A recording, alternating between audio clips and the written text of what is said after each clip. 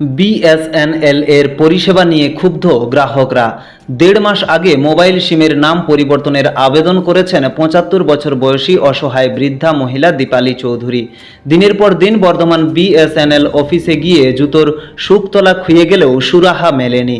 বর্ধমান শহরের কালনা রোড পীরপুকুরে দীপালি দেবীর বাড়ি। তিনি বলেন, মোবাইল সিম ছিল তার স্বামীর নামে। গ্যাস কানেকশন, ব্যাংকের অ্যাকাউন্ট, লকার সহ বিভিন্ন জায়গায় দেওয়া আছে ওই মোবাইল নাম্বার। সিমটি খারাপ হওয়ায় নতুন সিমের জন্য আবেদন করা হয়েছে। তিনি আরও বলেন, গ্যাস সিলিন্ডারের গ্যাস শেষ হয়ে গেছে, কিন্তু সিম না থাকার ফলে গ্যাস বুকিং করতে পারছেন না। ভীষণ দুশ্চিন্তায় দিন যাপন করছেন ওই মহিলা। গ্যাস শেষ হয়ে যাওয়ায় তিনি মুড়ি খাচ্ছেন। কবে সিম পাবেন দীপালি দেবী, এই প্রশ্ন করা হলে বিএসএনএল এর একজন আধিকারিক অজুহাত দিয়ে বলেন, ঊর্ধ্বতন কর্তৃপক্ষের কাছে আবেদনপত্র পাঠানো হয়েছে, কিন্তু তিনি ট্রেনিংয়ে ছিলেন, সেই জন্য সিম দেওয়া সম্ভব হয়নি। পাশাপাশি বিএসএনএল কর্তৃপক্ষ বিভিন্ন জায়গায় ছাতা ফুটিয়ে সিম বিক্রয় করছে। সেখানে অডিওর মাধ্যমে দেশের সেরা নেটওয়ার্ক এমনটাই বিজ্ঞাপন করছে। এই কথা শুনে সাধারণ গ্রাহকরা বলছেন, বিএসএনএল এর পরিষেবা মোটেই ভালো নয়। সিমটা খারাপ হয়ে গেছে, যে আমার ওর নামে ছিল, আমার নামও করবো বলে। কতদিন আগে হয়েছে তা আবেদন করেছেন? 2 মাস। 2 মাস হয়ে গেল। তো আপনি গেছেন সিএমএস? আমি অনেকবার গেছি। এখনো হয়নি? না, হয়নি। কি বলছে ওরা? ওরা একটা ফোন নাম্বার দিল, বলে কি ফোন করবে। আপনি তাতে ফোন করেছিলেন? হ্যাঁ, আমি ফোন করেছিলাম, দেখাচ্ছি ফোন নাম্বার তোমাকে। ফোন ধরছে না তাহলে? 2-একবার ধরছে, বলছে আমার হয়ে যাবে, কোনোবার ধরছে না। এই সিমটার জন্য আপনার কি কি অসুবিধা হচ্ছে? আমার লকার, ব্যাংক, তারপর রেশন, সমস্ত কিছু,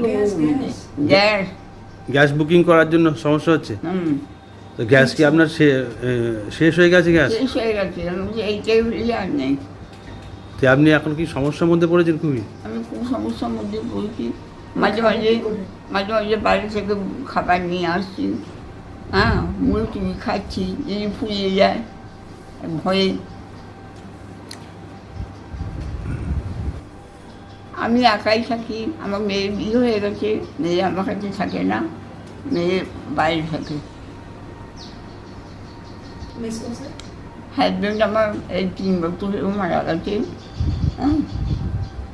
কত বয়স আপনার? আমার 75 বয়স হবে। আপনি কি চাইছেন এখন? আমি সিমটা চাইছি, আমার খালি সমাধান সব হয়ে যাবে, সব কিছু। আপনার নাম? দীপালি চৌধুরী। কোন জায়গায় বাড়ি? কোন জায়গায়? বাসন্তী মিল।